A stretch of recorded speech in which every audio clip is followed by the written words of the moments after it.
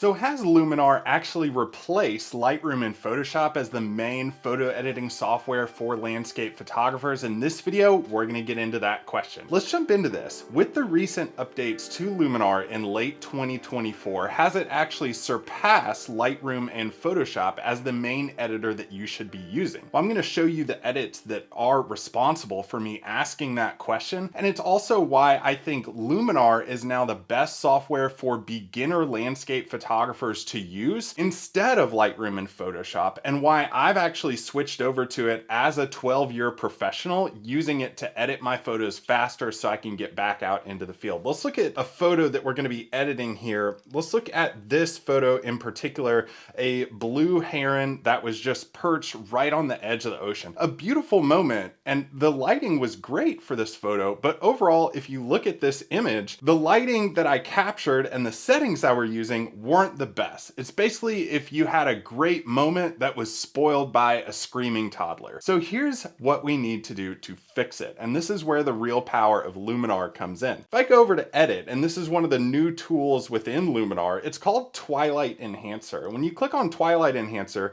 you have several different presets that you can select from. I'm gonna just scroll down here and click through some of these to see if we get a good one that works. Golden, not really doing it for me, and you can always adjust these based on what you need. Blush, not great. Emerald, probably not what I'm gonna use. Mauve, doesn't look great, and blue works really well. So I think just scrolling through these and relighting your twilight or your light that's in your photo, especially if you're photographing during golden hour or post sunrise, pre-sunset, a lot of these are going to work really well for you to help fix some of the lighting issues that you may have in your photography. So while this doesn't look exactly how I want it to look, I am going to try to enhance this just a little bit to make it fit my photo, because I don't want to create photos that look unrealistic. I want to match what I saw in the scene at the time of the photo and match that with the editing that I have here in front of me. So I'm going to decrease the amount in this. And for the sky, it basically reads the photo as sky and land. So you're going to look at sky and land, even though there's not really a sky in this photo. I'm going to make that a little bit more blue because I want that blue of the ocean to come through there. Next, I'm going to come down here to dawn. I'm going to play around with that and see if it does anything to the photo. It does enhance the foreground some, and I'm going to make that a little bit more blue as well. Shade, I don't want the bird to be in shade, so I'm going to brighten the bird up by decreasing the shade amount in there. And then there's no human in the scene, and there's no real feathering that I need to worry about here because I want these to be very subtle effects in this photo. And then for sky global or sky horizon, I'm just going to leave those where they are. So basically what I've done here is I've enhanced this photo. I'll show you the before and after that we can look at, and then I'll show you how to finish this photo off. So you can see we've really worked on increasing how this bird actually looks, and we've fixed a lot of that lighting to create more of a blue yellow contrasting tone, making the photo pop a little bit more. So let's look at finishing this photo out. I'm going to get rid of the before and after. Once you get the Twilight Enhancer really dialed in,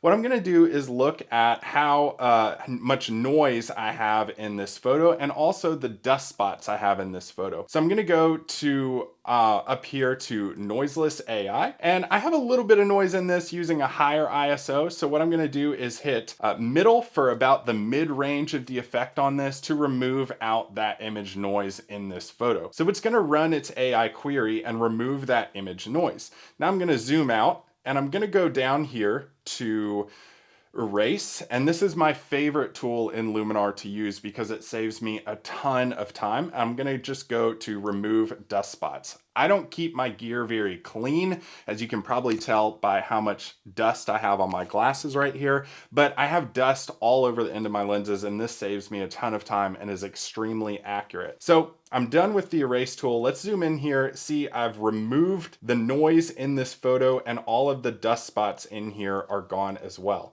Now this photo is very sharp already, so I don't have to use AI sharpening, but that's a great tool to use in Luminar as well. Next, I'm going to come down here to landscape, and what I'm going to do is just try to dehaze this a little bit, maybe warm it up slightly, and then increase, I don't have any foliage in here, but sometimes that does play around with the blues in the photo itself. Now, to finish this off, I just want to make some basic edits by applying some contrast and clarity in this. So I'm going to go to develop, going to increase the exposure just a little bit, increase the contrast some, and increase my highlights. And then I'm going to come down here to my blacks and my whites. I'll decrease my blacks and increase my whites to create some more contrast in the photo. And what that did was it actually darkened up the foreground just slightly. I'll show you how to fix that in just a second. So that looks pretty good with my blacks and my whites.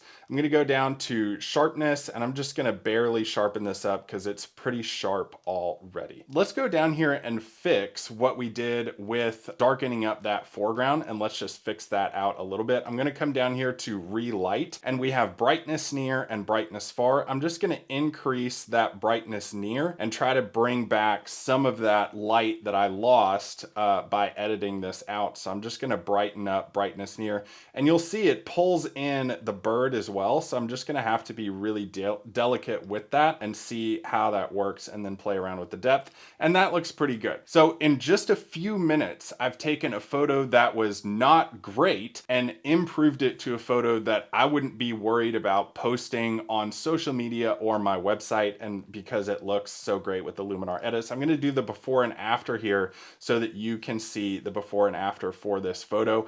And now it looks great. I mean, we had a before and we had an after, and you can see how much we've improved that photo. If you want more videos that are going to help you out with your photo editing, click or tap on this playlist showing up on your screen right now.